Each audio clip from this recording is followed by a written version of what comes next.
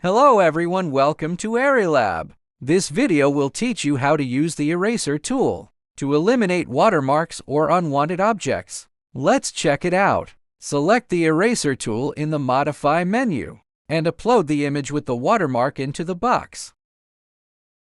Click Draw Mask. Paint a mask over the watermark area. Then click Confirm. Click Generate, and after a short wait, the watermark will be removed with one click.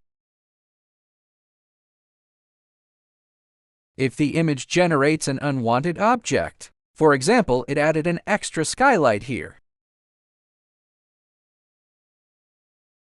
click Draw Mask and paint a mask over the extra skylight.